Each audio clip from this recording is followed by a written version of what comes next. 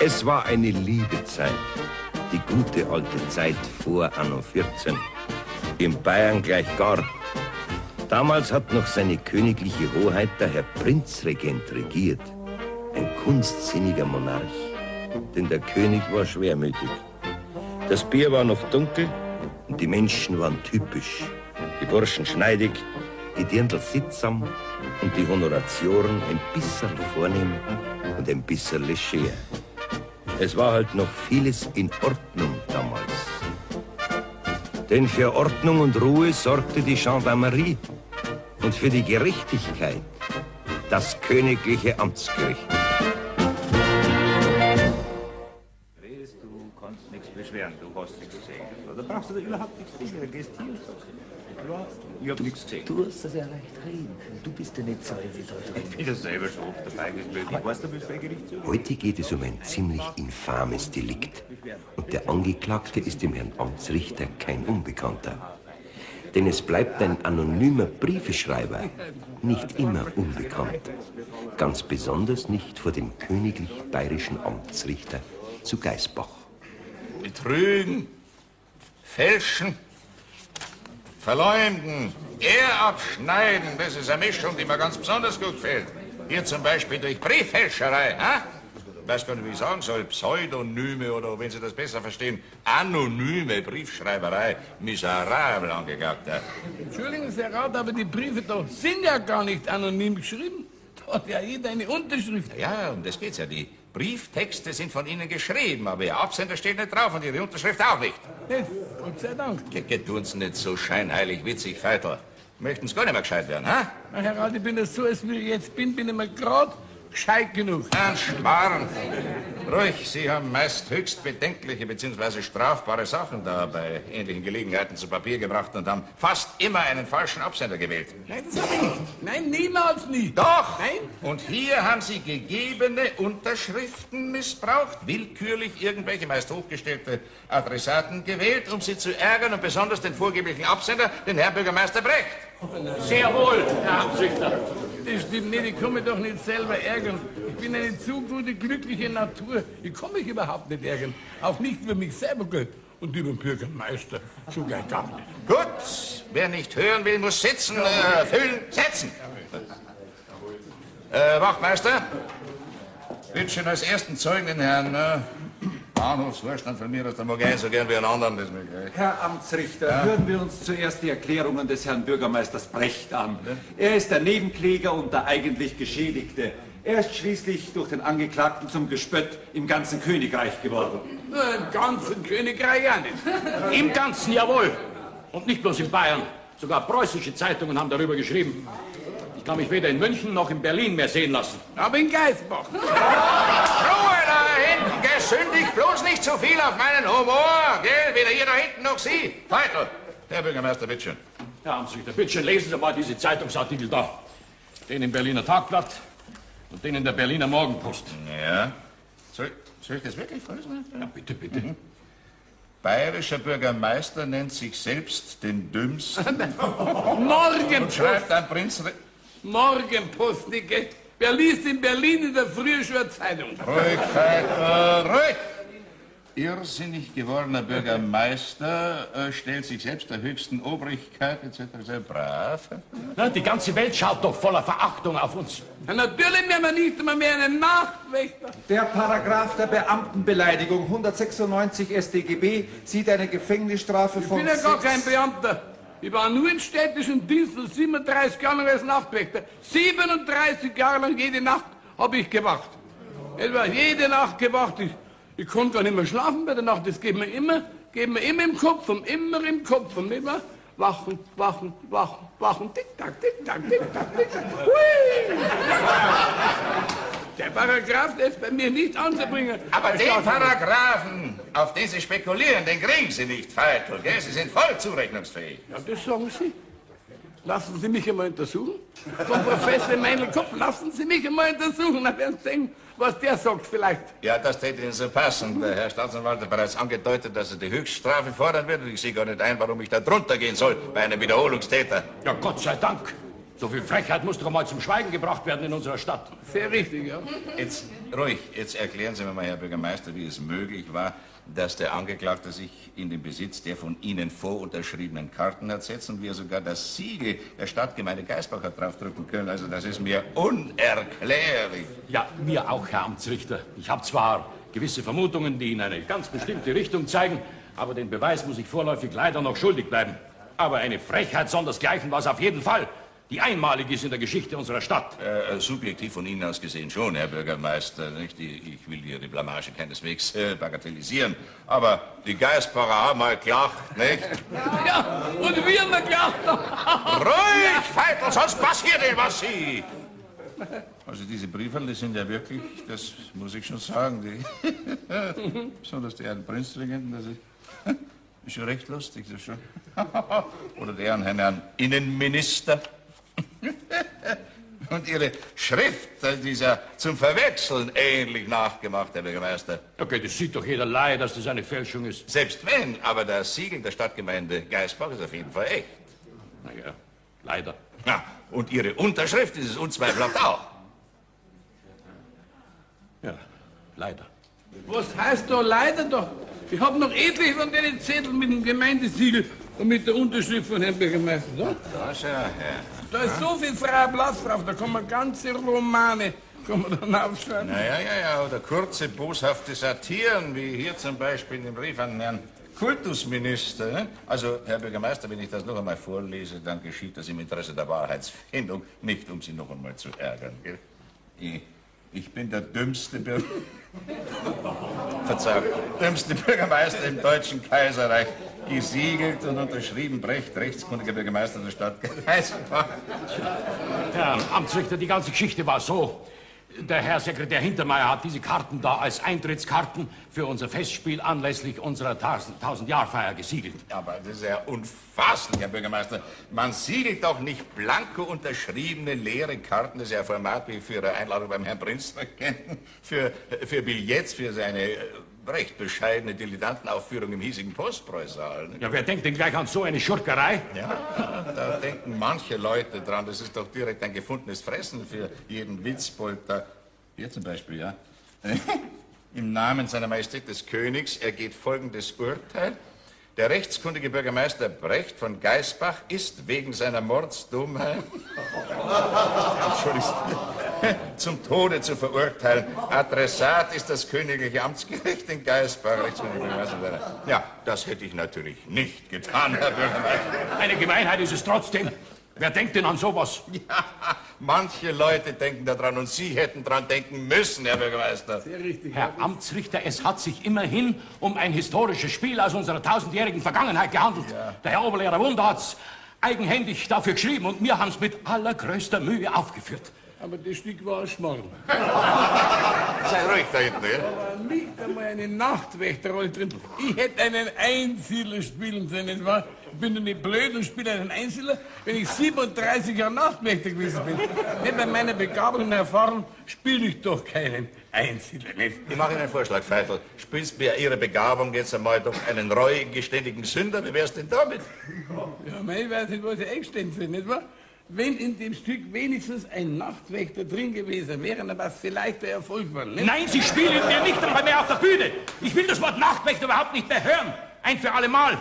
Wir sind eine fortschrittliche Stadt und haben eine elektrische Straßenbeleuchtung. Wir brauchen mal keinen Nachtwächter mehr. Moin, Herr Bürgermeister. Ruhe! Herr Bürgermeister, im Rathaus sind Sie derjenige, der wo. Hier bin's ich. Ruhe! Ja, sicher war er auch. Pardon, Herr Amtsrichter, aber ich kann diesen Kerl einfach nicht mehr hören. Ja, meinen Sie, mir macht das ein besonderes Vergnügen, nicht wahr? Also, Herr Bürgermeister, wenn ich es recht verstanden habe, dann haben Sie sich quasi eigenhändig um diese Eintrittskarten da gekümmert, ja? Ja, leider habe ich das getan. Weil ich die Kosten geringer halten wollte, habe ich es getan. Weil ich das Budget der Stadt Geisbach schonen wollte, deswegen habe ich es getan. Ja, Sparsamkeit in allen Ehren, Herr Bürgermeister. Ich weiß, Festspiele dergleichen, die kommen sehr teuer. Die Münchner jammern auch ganz entsetzlich, aber so richtige nette kleine Eintrittskarten, so richtige Billets, die hätten doch kein Vermögen gekostet. Ne? Ja, das glauben Sie, Herr Amtsrichter. Die Druckerei vom hiesigen Tagblatt, die hätte dafür 23 Mark und 46 Pfennig verlangt. Was, so viel? Ja, natürlich. Ja. Leider Gottes steht ja die hiesige Presse auf der Seite von der konservativen Partei. Und da haben wir eben eine andere Lösung gefunden. Ich kann mich jetzt auch nicht mehr erinnern, ob die Idee gerade von mir stammt, dass wir statt Eintrittskarten diese Kärtchen da ausgeben, laufend nummeriert und mit dem Magistratssiegel versehen. Und von Ihnen eigenhändig unterschrieben, Herr Bürgermeister. Ja, und da haben Sie nicht mit Missbrauch gerechnet. Also ich hätte da die größten Befürchtungen. Was hätte ich denn da befürchten sollen? Die ganze Stadt war doch voller Begeisterung. Alle ideal gesinnten Herzen haben überhaupt nur noch an ihre 1000-jährige Vergangenheit gedacht. Sogar die größten Schurken haben sich plötzlich heimatverbunden gefühlt und haben bei unserem historischen Festzug mitgemacht. Die ganze Stadt war ein Herz und eine Seele. Es hat nur einen einzigen Verräter unter uns gegeben, und das war dieser Nachtwächter da, dieser versoffene Tagdieb, der es nicht einsehen will, dass eine neue Zeit heraufgebrochen ist. Also euer Gestrenge, nicht wahr? Also den Tagdieb, den brauche ich mir als alter Nachtwächter nicht gefallen zu lassen. Ruhig, Gefeitel, lassen Sie doch Ihre damischen Wortspielereien. Ne? Hätten Sie mich einen Nachtwächter spielen lassen, weil das ein ganz anderer Erfolg ist. Ach, Idiot! Bitte, bitte. Also ich fasse zusammen, diese ominösen Karten sind also ausgegeben worden und sind zu einem erheblichen Teil mit, wie wir gesehen haben, nicht dafür vorgesehenen Texten dunkle Wege gegangen, haben zum Teil sogar allerhöchste Stellen erreicht, unter anderem auch seine Königliche Hoheit den Herrn Prinzregenten. Man war ziemlich verwundert darüber, dann hat man auch gelacht, nicht? Ich hätte wahrscheinlich auch gelacht. Ja. Und dann hat sich noch die Presse dieser ganzen Sache bemächtigt und hat für diskrete Verbreitung gesorgt, sogar in preußischen Blättern. Ja, jetzt ist die Blamage vollkommen. Sie verlangen Genugtuung, Herr Bürgermeister. Jetzt soll sich der alte Herr Rat wieder um die Sache kümmern, soll das ausbügeln. Und Ihr Verdacht fällt auf den gewesenen Nachtwächter Vitus Dell. Und der ist unschuldig.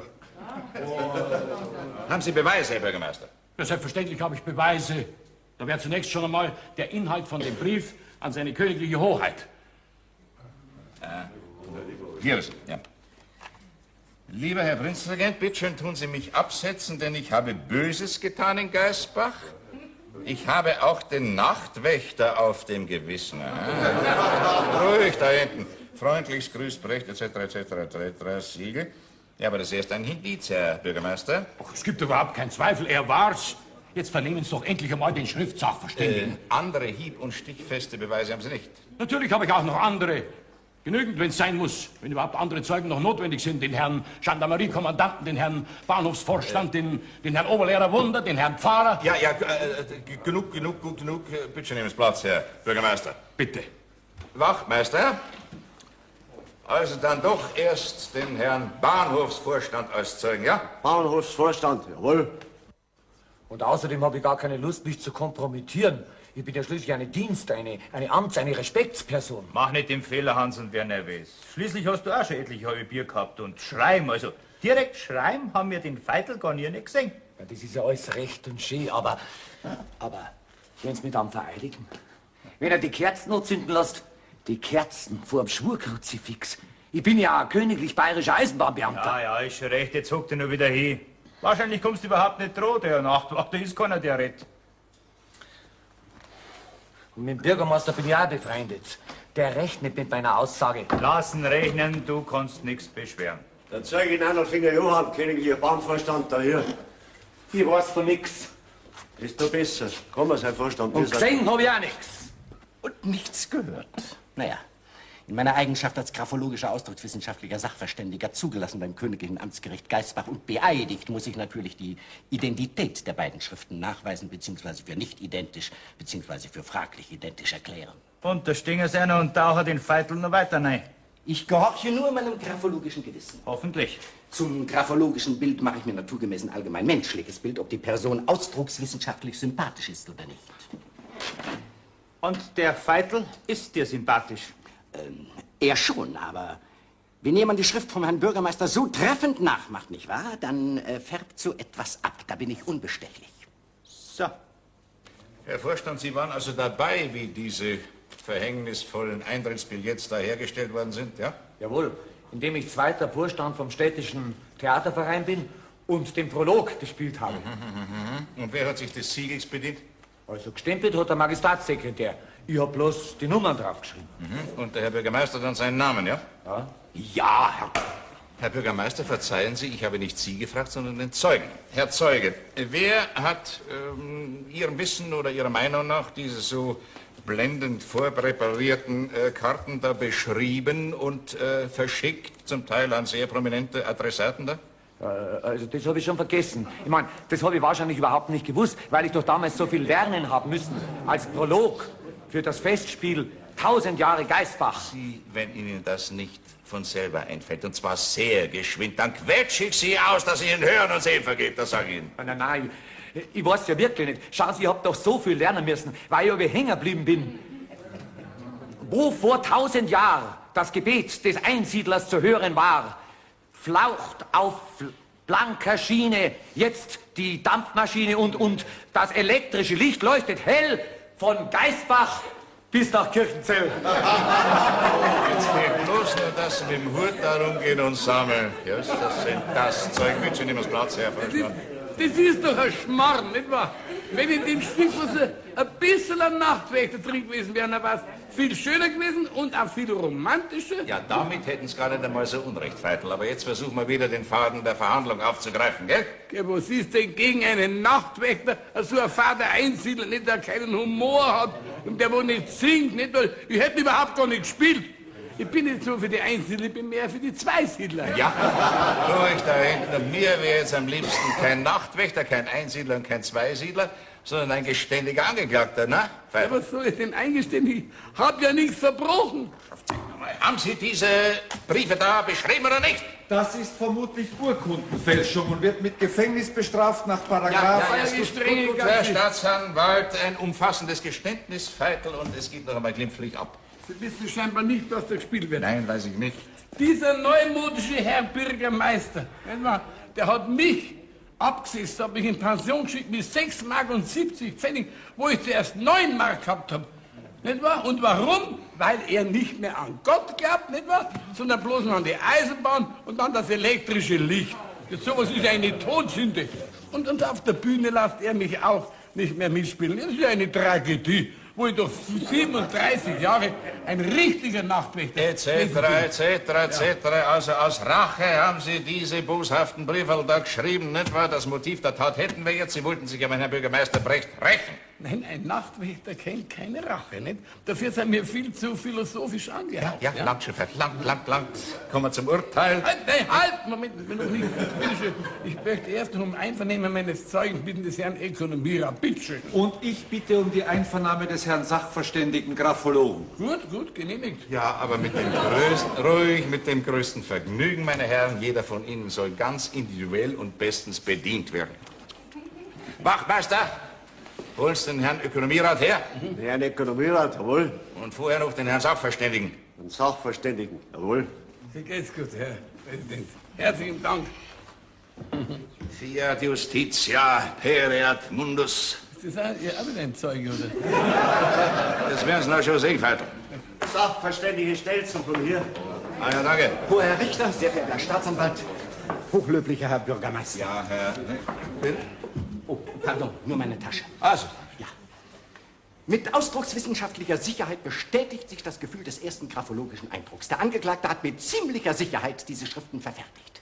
Er hat die Hand des Herrn Bürgermeisters so trefflich nachgemacht, dass dieselbe streckenweise echter wirkt als die Unterschrift, die doch zweifellos wahr zu sein scheint. Ja, spinnt denn der? Ja, das kann ich auch nicht sagen. Bitte fahren Sie fort, Herr Schüssel. Das Gutachten fiel mir umso leichter, als ich selbst anwesend gewesen bin, als der Angeklagte im Nebenzimmer der hiesigen Postbrauerei diese Schriften angefertigt hatte. Und wer war denn noch alles anwesend? Moment, das habe ich genau notiert. Da waren noch anwesend der Bahnhofsvorstand, der Herr Gendarmeriekommandant, der Herr Pfarrer, die Herren Kaufleute Helden-Schexmeier, der Herr Metzgermeister Praxenthaler, der Herr Amtsrichter, der Herr Amtstierarzt und der Herr Ökonomierat. Bravo, Herr Stelzer, bravo. Na, schaut, das ist ein Zeuge, da nehmt ihr kein Beispiel. Und der Herr Ökonomierat. Ja, bist du jetzt ganz übergeschnappt, hä? Judas! Ruhe, bitte. Oh, die Gefängnistore öffnen sich schon weit, Veitel. Noch nie ganz. Euer Gestrengen, denn ich kenne die Graphologie nicht als exakte Wissenschaft an, nicht? Zum Wohlsein, Herr Ökonomierat. Dankeschön, Walli. Herein. Aber der Herr Ökonomierat, Grüß Gott, gnädige Frau Ökonomierat. Grüß Gott. Oh, fein, das ist Salat. Na und, die Herren, greif zu. Ich bin so frei. Melli, ein Bier.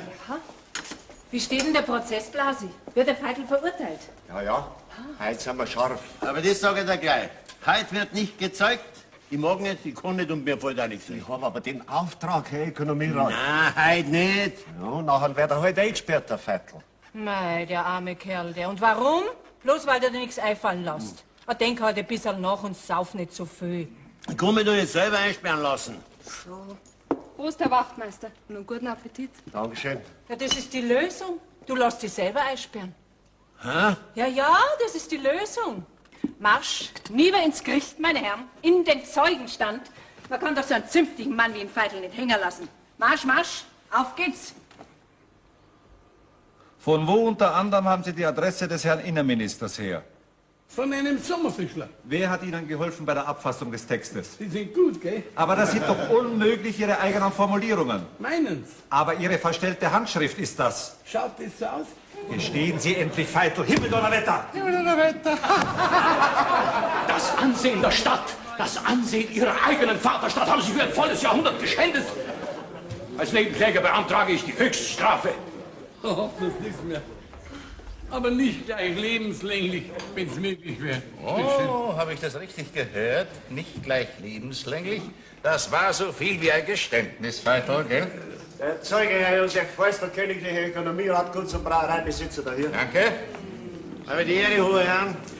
Servus, Veitl. Grüß Gott, Herr Rat. Ökonomierat. Ich mache meine Sache heute sehr kurz. Dankeschön. Lassen Sie den Veitl frei. Was? Der ist unschuldig. Ich hab die Briefe da geschrieben. Wie bitte? Ich ganz allein. Aber das kann ich Ihnen sagen, Herr Bürgermeister. Wenn Sie mich anzeigen und vor den Kade bringen, nachher kriegt die Stadt weder das Grundstück für das neue Schulhaus noch mein Unterangerhölzl als Vater Jan-Park. Wenn Sie aber die Anzeige zurücknehmen, na, können wir über den Preis auch noch reden. Weil der Spaßerat, der ist mir ein paar tausend Mark wert gewesen. Sie haben die Urkundenfälschung begangen? Jawohl, indem der Veitl mein Sekretarius ist und schreiben muss, was ich ihm diktiere. Und was sagen Sie dazu, Herr Bürgermeister Brecht? Tja, was bleibt mir denn da anderes übrig? Ich ziehe meine Klage zurück. Ich habe kapiert, meine Herren. Allerdings für eure Unter-der-Hand-Geschäfte bin ich nicht zuständig und das Gericht auch nicht. Macht euren Mist allein aus. Wenn hier überhaupt der Spruch möglich wäre, dann würde ungefähr heißen, mangels Beweisen wird der Angeklagte freigesprochen sitzen bleiben. Rentiert sich gar nicht, dass man aufsteht, nicht wahr? Ich mach euch hier den Hans Wursten. Das wird euch so passen. Nix da, die Sitzung ist geschlossen. Und das kann ich Ihnen sagen, Herr Ökonomierat. Heute esse ich beim Neuwirt, gell? Dann darf ich jetzt wieder ein Nachtwächter sein. Nein, Himmel, Donnerwetter, noch einmal, wir haben elektrisches Licht. Schade.